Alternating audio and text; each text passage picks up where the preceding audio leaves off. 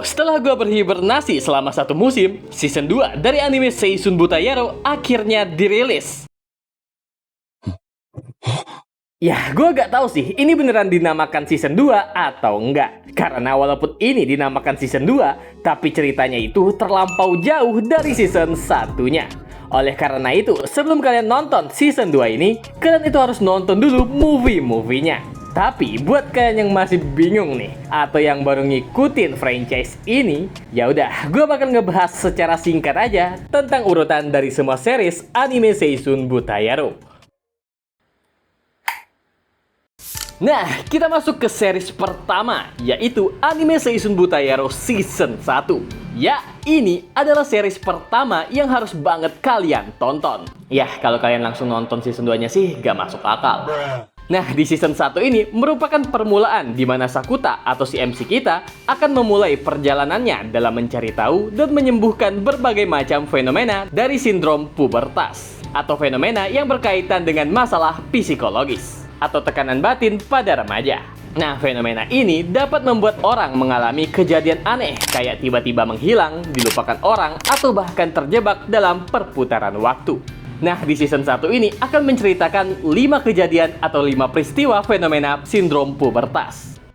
Pada 3 episode pertama akan menceritakan sindrom pubertas yang dialami oleh Sakuragi Mamai atau istri gua, yang juga merupakan pertemuan pertamanya dengan MC kita.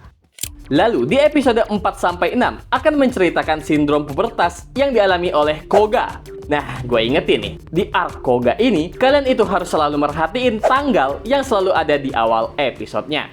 Kemudian di episode 7 dan 8 merupakan cerita sindrom pubertas yang dialami oleh Futaba. Oh iya, ketika kalian menonton anime ini, gue saranin sih kalian merhatiin detail kecil atau percakapan setiap karakternya. Karena itu biasanya merupakan foreshadowing untuk cerita selanjutnya.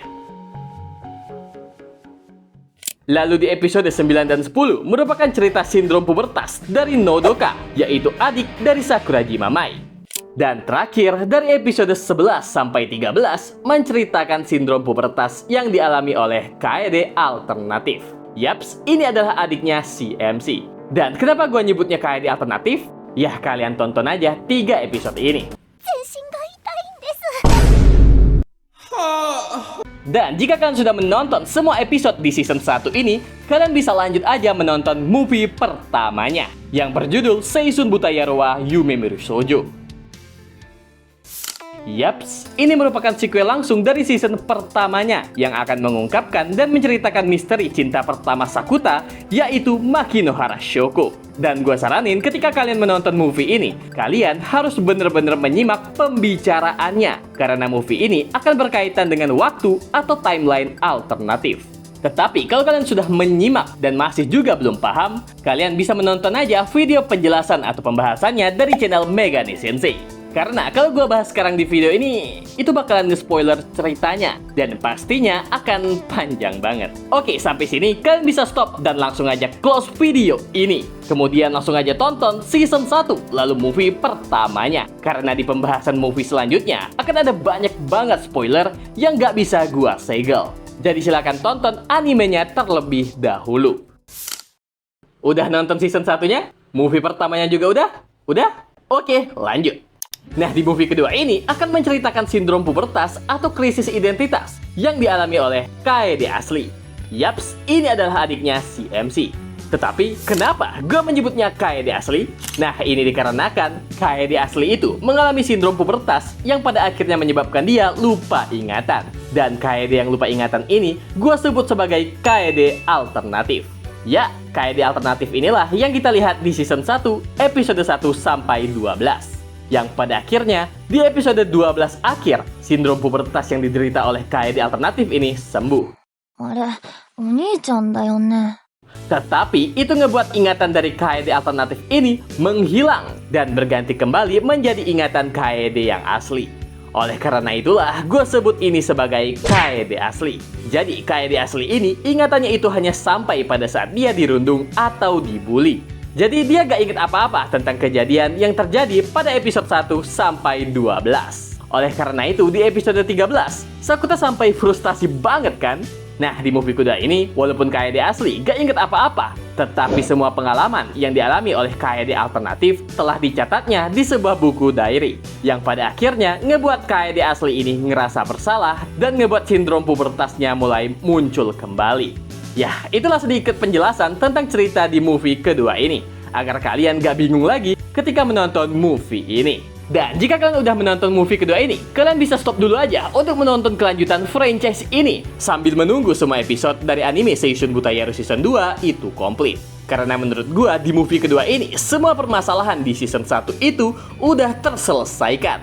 Jadi cocok banget kalau kalian mau stop dulu atau rehat dulu buat menonton anime ini. Tapi kalau kalian mau lanjut, kalian bisa langsung aja nonton movie ketiganya.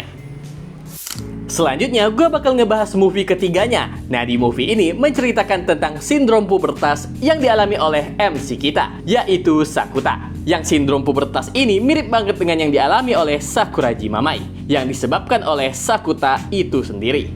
Kemudian di movie ketiga ini, gue saranin kalian itu simak baik-baik juga pembicaraannya, karena akan menyangkut timeline alternatif lagi. Dan akhirnya kita sampai di season kedua dari anime ini, yang merupakan sebuah akhir juga dari franchise ini. Ya, menurut adaptasi light novelnya, ini merupakan cerita terakhir yang di season ini akan mengungkapkan semua misteri tentang sindrom pubertas. 3、2、1、0。はい、終わり。 Nah, di season 2 ini akan menceritakan 4 karakter, yaitu Zuki atau Uzuki yang udah kita lihat dan tonton sendiri ceritanya. Lalu ada Akagi yang sedang berjalan ceritanya. Kemudian ada Himeji Sara yang di 2 episode terakhir ini telah memberikan foreshadowing tentang permasalahannya. Lalu terakhir adalah Kirishima Touko. Dan gue tahu 4 karakter ini yang akan diceritakan pada season 2 ini dikarenakan openingnya. Yaps, terdapat 4 karakter dan 4 kejadian yang akan terjadi di season 2 ini. Dan kejadian utamanya terletak pasti pada Kirishima Touko. Tapi anehnya di sini malah gambar atau scene Sakuragi Mamai yang ditampilkan, yang berarti kemungkinan besar kalau Kirishima Touko adalah Sakuragi Mamai. Eits, tapi jangan kalian percaya dulu guys, karena ini hanya teori gua. Dan gua juga belum pernah sama sekali ngebaca LN-nya.